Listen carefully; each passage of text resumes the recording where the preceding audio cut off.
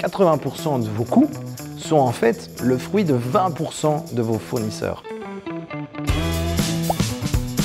Pour travailler efficacement sur vos coûts, il est extrêmement important de bien connaître votre structure de coûts et d'avoir une bonne visibilité sur celle-ci. Pour cela, le premier réflexe que je vous recommande, c'est de sortir la liste de vos comptes, les comptes qu'on appelle les comptes 60, 61 ou 62, ce sont vos comptes de charge.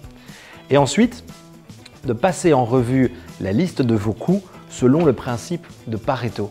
Le principe de Pareto, on l'appelle aussi le principe 80-20.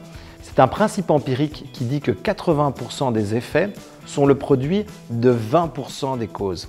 Ça veut dire quoi concrètement? Ça veut dire par exemple que 80% de vos coûts sont en fait le fruit de 20% de vos fournisseurs.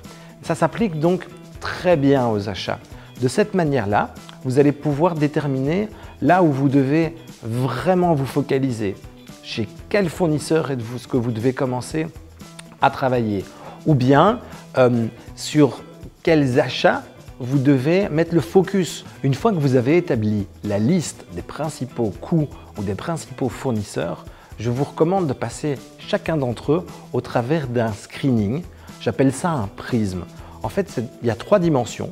La première, c'est le montant que vous pensez que vous allez pouvoir aller chercher, le montant d'économie. Généralement, je recommande de mettre un focus sur des catégories où vous pensez aller chercher au moins 10%. Pourquoi 10%? Mon expérience a montré que si vous n'allez trouver que quelques pourcents, finalement, les coûts indirects que vous allez avoir vont faire que vous allez peut-être remettre en question une solution. Dans 95% des cas, si vous allez chercher au moins 10%, ce sera une vraie motivation pour aller mettre en place cette solution. La deuxième composante, c'est le timing. Regardez bien combien de temps ça va vous prendre de mettre en place cette solution ou tout simplement de l'analyser. À partir de quand est-ce que les économies seront effectives? Donc ça, c'est la deuxième composante, c'est la composante temporelle.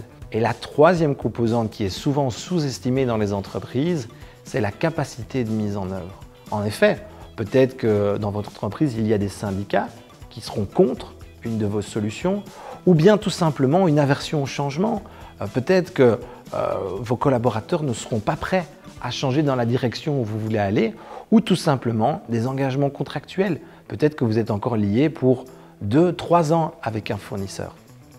Une fois que vous avez ça, vous pouvez établir un ratio et ainsi déterminer les postes de coûts où vous devez vraiment mettre le focus et ça va vous permettre d'établir un plan de travail. Dans le prochain épisode, je vous expliquerai comment éviter de tomber dans le cercle vicieux du cost-cutting.